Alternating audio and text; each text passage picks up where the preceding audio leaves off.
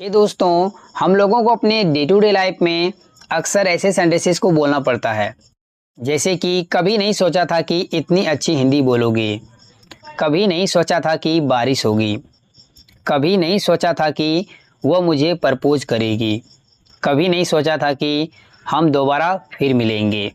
तो कोई काम हमने जो है कभी नहीं सोचा था, एक्सपेक्ट ही नहीं किया था कि ऐसा होगा, तो इसके लिए हम लोग दो अलग अलग स्ट्रक्चर का यूज कर सकते हैं। अगर ज़्यादा जोर देना हो कि ऐसा कभी भी नहीं लगा था, तो वहाँ पर हम लोग यूज करते हैं नेवर इमेजिन्ड का। नेवर इमेजिन्ड सब्जेक्ट लगा सकते हैं। अगर अपने बारे में बोले तो आई, उसके बारे में ही, जनरली अपने ही बारे में बोलते हैं तो आई नेवर इमेजिन्ड। सबसे पहले आपको राइट करना पड़ेगा आई नेवर इमेजिन्ड, उसके बाद दैट लगा देंगे। Got it.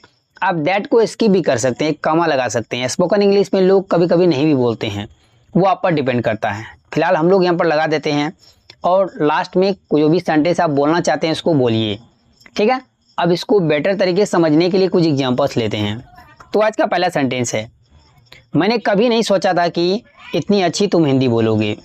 एक बात याद रखिएगा, यहाँ पर जो गागेगी आ रहा है, इसके लिए आप फ्यूचर इंडेफिनिट टेंस या फ्यूचर का कोई टेंस यूज नहीं कीजिएगा। यहाँ पर सेंटेंस पास्ट में की जा रही है, इसीलिए यहाँ पर विल की जगह वुड आएगा। तो इस सेंटेंस के लिए हम लोग बोलेंगे I never imagine that you would speak Hindi so well. I never imagine that you would speak Hindi so well. Next sentence, कभी नहीं सोचा था कि बारिश होगी। तो इस सेंटेंस के लिए बोलेंगे I never imagine it would rain. I never imagine that it would rain. That लगा भी सकते हैं, नहीं भी लगा सकते हैं। नेक्स्ट सेंटेंस, मैंने कभी नहीं सोचा था कि वह मुझे प्रपोज करेगी। तो इस सेंटेंस के लिए बोलेंगे I never imagine that she would propose me. I never imagine that she would propose me. Next sentence, starting में मैंने आपको बताया था इमेजिन के जगह आप थॉट का यूज कर सकते हैं। थिंक का सेकंड फॉर्म थॉट, जैसे कि आई never thought that she would propose me. Next sentence, मैंने कभी नहीं सोचा था कि हम दोबारा मिलेंगे। तो इस सेंटेंस के लिए बोलेंगे I never imagine we would meet again. I never imagine we would meet again, या I never thought that we would meet again. Next sentence, मैंने कभी नहीं सोचा था कि तुम्हारी आदत इतना सिंपल होगा। इस सेंटेंस के लिए बोलेंगे I never imagine that your habits would be so simple. I never imagine that your habits would be so simple, या I never thought that your habits would be so simple. यहाँ पर कई सारी आदतें की बात हो रही है तो हैबिट्स लगा दिया, तो सिर्फ आप हैबिट से काम चला सकते हैं। हे गाइज, इसी जुड़े मैं आपको एक सेंटेंस दे रहा हूँ, उसको ट्रांसलेट कीजिए, राइट कीजिए कमेंट बॉक्स में। If you make any mistake then I correct it. दोस्तों, वीडियो पसंद आए तो वीडियो को लाइक कीजिए, मेरे चैनल को सब्सक्राइब कर ले और बेल आइकॉन को हिट कर ले, ताकि मेरा रोज आने वाले वीडियो की नोटिफिकेशन बिल्कुल टाइम पर मिलती रहे। Thanks for watching my friends and do not forget to share this video. Bye bye.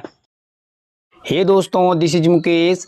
कभी कभी हम लोग अपने डे टू डे लाइफ में ऐसे सेंटेंस बोलते हैं जहाँ पर हम लोग कहते हैं इससे ज़्यादा मैं और क्या कर सकता हूँ, इससे ज़्यादा कोई और क्या कर सकता है, इससे ज़्यादा एक टीचर और क्या कर सकता है, इससे ज़्यादा एक पिता और क्या कर सकता है।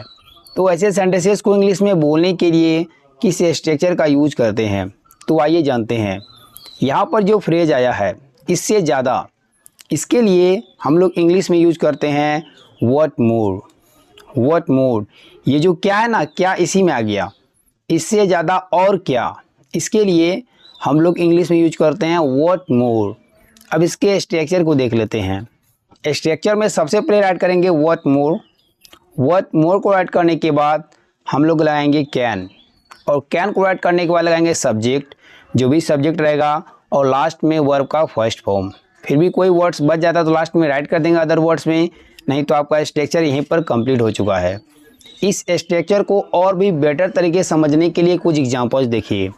तो आज का पहला सेंटेंस है, इससे ज़्यादा मैं और क्या कर सकता हूँ। इस सेंटेंस के लिए बोलेंगे what more can I do. What more can I do.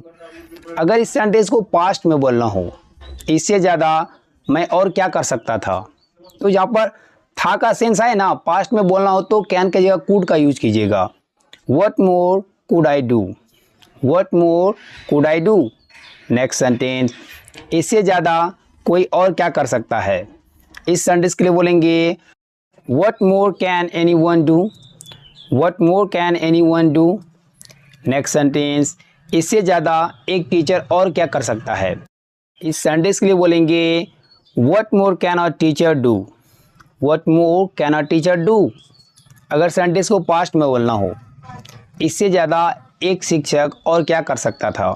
इस सेंटेंस के लिए बोलेंगे what more could a teacher do, what more could a teacher do. Next sentence, इससे ज़्यादा एक पिता और बच्चों के लिए क्या कर सकता है।